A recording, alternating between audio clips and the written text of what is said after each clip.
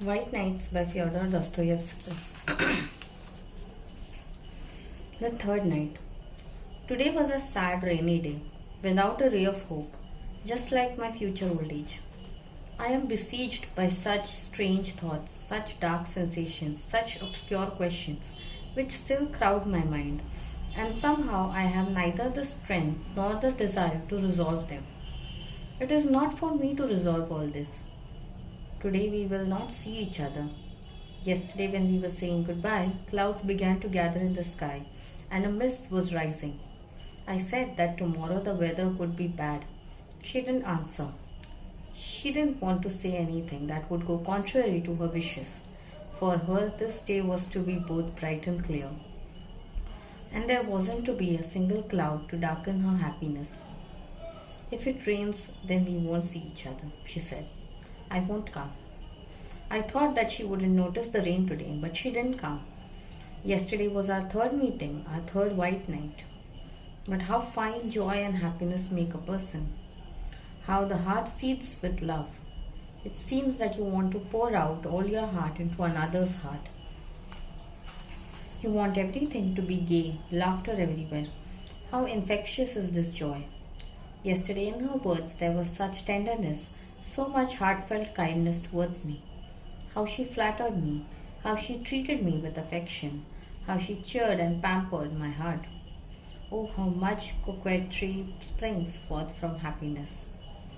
And I took everything for the genuine article. I thought but my goodness, how could I have thought that? How could I have been so blind when everything had already been taken by another, when everything was not mine?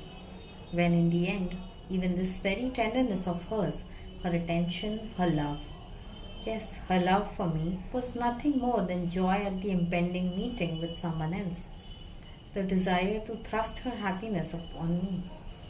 When he didn't come, when we waited in vain, she frowned, lost heart, and became frightened. All her movements, all her words were no longer so light, playful, and gay.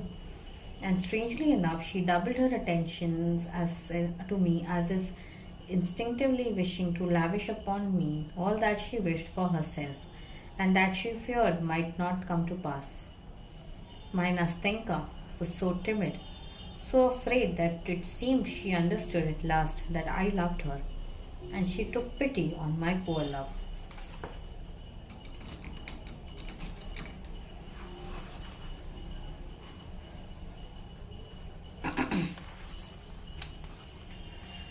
And so it is that when we are unhappy, we most strongly feel the unhappiness of others. Feeling is not shattered, but becomes concentrated.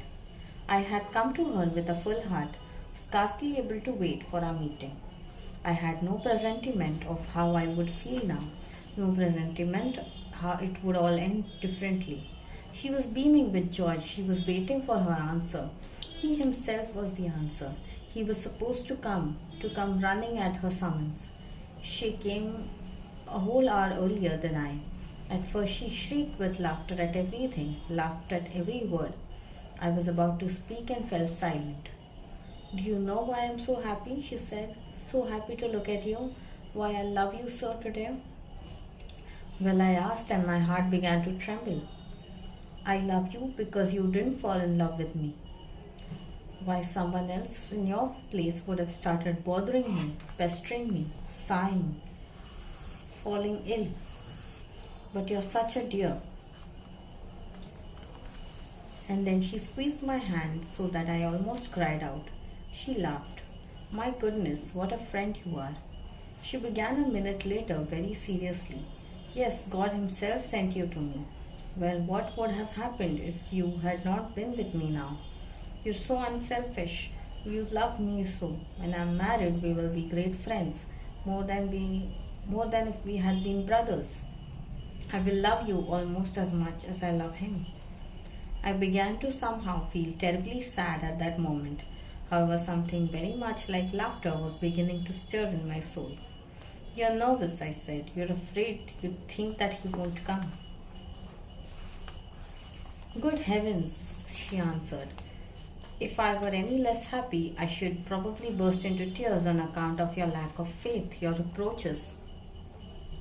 However, you've given me an idea and a lot to think about, but I'll think about it later, and now I'll confess to you that you spoke the truth. Yes, I am somehow not myself. I am somehow all wrapped up in expectations and somehow feel everything too lightly. But enough, let's not talk about feelings. At that moment, steps could be heard in the darkness. Appeared a passerby who was walking in our direction. We both began to tremble. She almost cried out. I let go of her hand and made a gesture as though I wanted to walk away. But we both were mistaken. It was not he. What are you afraid of? Why did you stop holding my hand? She said as she gave it to me again. Well, what's the matter? We'll meet him together. I want him to see that we love each other. That we love each other? I cried.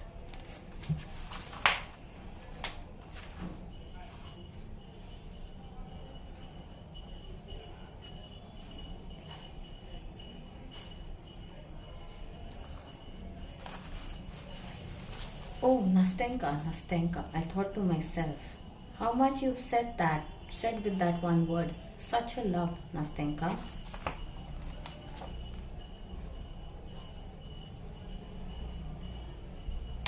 At certain moments can make the heart grow cold and make one miserable.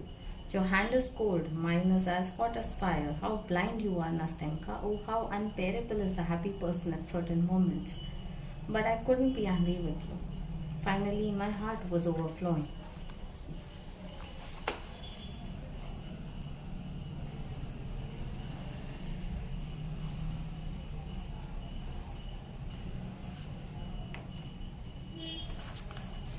Listen, Nastenka, I cried. Do you know what I've been through today? Well, what is it? Tell me quickly. Why have you been silent all this time? First of all, Nastenka, when I had carried out all your commissions, delivered the letter, visited your good people, then I returned home and went to bed. Is that all? She interrupted, laughing. Yes, almost all, I answered reluctantly, because foolish tears were already welling up my eyes. I woke up an hour before our meeting, and it was as if I hadn't slept. I don't know what was wrong with me. I was coming so I could tell you all this, as if time had stopped for me, as if certain sensation, a certain feeling were going to remain with me forever from this time forward. As if a single minute would continue for a whole eternity, and all life would come to a halt for me. When I woke up, it seemed that some sort of a musical melody, long familiar, heard somewhere before, forgotten and sweet, was coming back to me. It seemed to me that all my life it had been begging to be released from my soul, and only now. Oh, my goodness, Nastenka interrupted.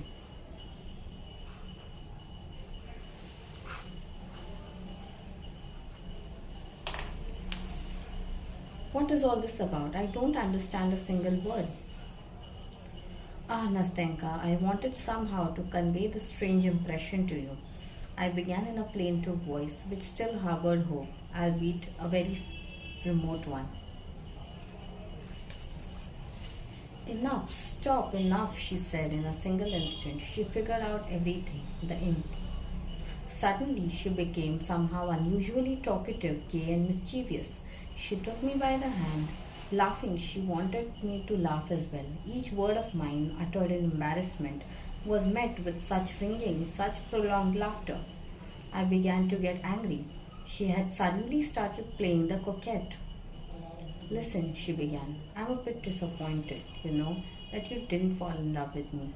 Just try and understand human nature after all. But still and all, Mr. Inflexible, you cannot but praise me for being such a simple girl. I tell you everything, no matter what sort of foolishness comes to my head. Listen, that's 11 o'clock, isn't it? I said when the measured sound of the bell began to ring in the distant city tower. She suddenly stopped, left off laughing, and began to count. Yes, 11, she said at last in a timid, hesitant voice.